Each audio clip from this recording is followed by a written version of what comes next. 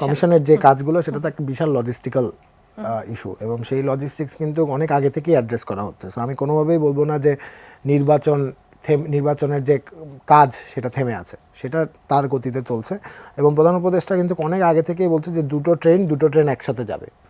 এবং ঐক্যমত কমিশনের যেটা, এটা আমি কিন্তু খুব একটা দেরি যে মনে হচ্ছে আমার কাছে সেটাও না, কারণ আমি বলি এটাও কিন্তু সকলের মতামত নেওয়া এবং সেটাকে গ্যাদার করা এবং সেটার যে প্রতিবেদন, এবং প্রধান উপদেষ্টা তো বলেছিল যে একটা ওয়েবসাইট হবে যেখানে সকলের মতামত থাকবে। সো এইগুলো সব রেডি করাও তো একটা বড় জায়গা, সেই ওয়েবসাইটটা হতে যাচ্ছে অবশ্যই। এবং তার চেয়ে বড় কথা হচ্ছে যে পলিটিক্যাল দলগুলো তো তাদের মতামত, তাদের যে ডিসকাশন, এটা বেশ কিছুদিন ধরে হচ্ছে। সো এই ডিসকাশনটা তো আমি বলবো আপনি তো খুব তাড়াহুড়ো করে এই ডিসকাশনটা করতে পারবেন না।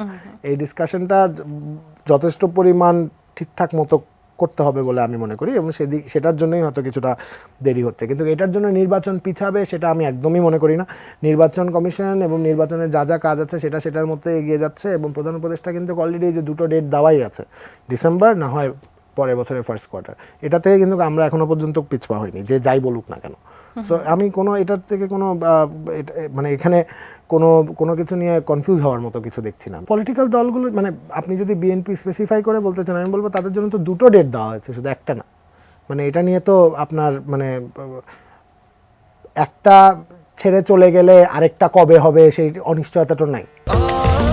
স্বাস্থ্যকর অল টাইম ফ্যামিলি কেক, সব সময় অল টাইম হেলদি লাইফ। একটা যদি ছেড়ে চলেও যায় যে ঠিক আছে বিভিন্ন কারণে এই টাইমে দেওয়া হচ্ছে না, আরেকটা দেওয়া আছে, এবং সেটাও নির্ভর করছে কতটুকু সংস্কার হবে, কতটুকু। আমার মনে হয় না এখানে কারোর কোনো থাকা উচিত। প্রধান উপদেষ্টা প্রফেসর মোহাম্মদ ইউনূসের কোনো কারণ নেই এখানে ওনার টাইমের বেশি থাকার, এটা আমার মনে হয় পুরো দেশবাসী জানে। আমার কথা হচ্ছে, এবং ইনক্লুডিং বিএনপি এবং including all the political parties. So এখানে আমি ভয় পাওয়ার কিছু নেই। আপনি পলিটিক্যাল রেটরিক হিসেবে মাঠে ময়দানে বহুত কিছু বলতে পারেন, বসাতে পারেন, that's fine, that's completely you have every right to do that. কিন্তু আপনি যদি পলিটিক্যাল দলগুলোর সাথে যখন প্রধান উপদেষ্টার বৈঠক হয়, বা আমরা আমাদের এন্ড থেকে যেটা দেখি, সেখানে কিন্তু যথেষ্ট পরিমাণ সৌহার্দ্যপূর্ণ আচরণ করা হয়, এবং যথেষ্ট পরিমাণ কোলাবোরেশনের জায়গা আছে যে আমরা আপনাদের সাথে আছি। সো মাঠে কি বলছে, টকশোতে কি বলছে, সেটা আমার দেখার বিষয় না। এখানে সরকার এসছে ফ্যাসিলিটেট করার জন্য।